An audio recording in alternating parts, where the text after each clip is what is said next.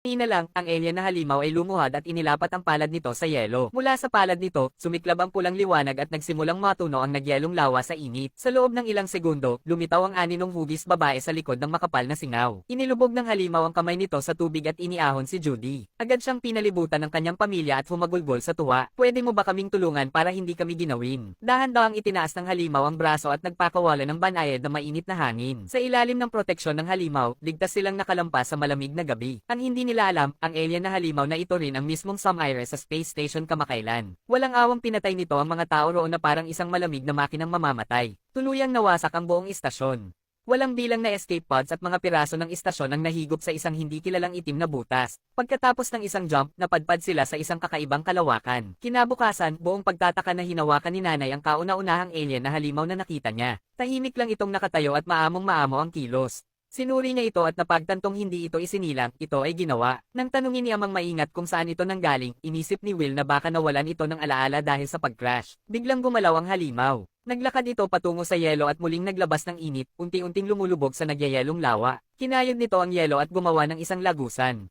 Gamit ang barko, pinump ni Ama ang tubig palabas, at ang halimaw ay naging parang yaya, unti-unting pinatuyo ang natirang tubig gamit ang init. Nang muli nang makalipad ang barko, nagpasyang hanapin ni Ama ang iba pang posibleng nakaligtas na bumagsak din sa planetang ito. Una nilang pinuntahan ang crash site ng barko ng halimaw.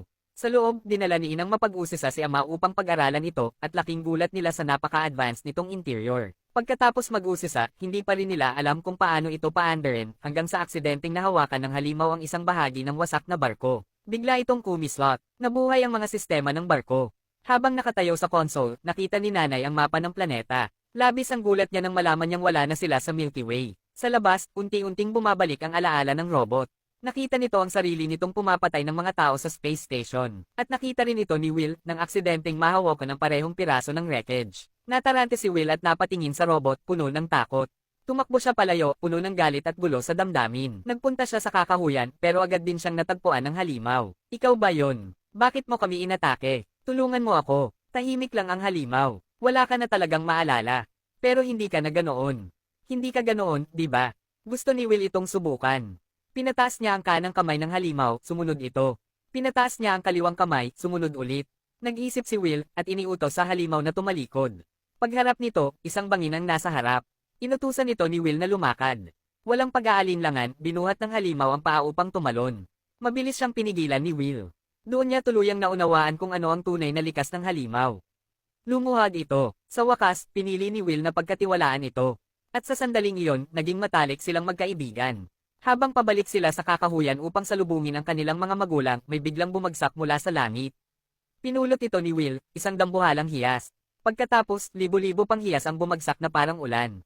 Matatalim ang mga iyon, kinakalas ang lahat ng madaanan. Kaya iniunat ng halimaw ang braso upang ipagsanggalang si Will mula sa ulan ng mga hiyas.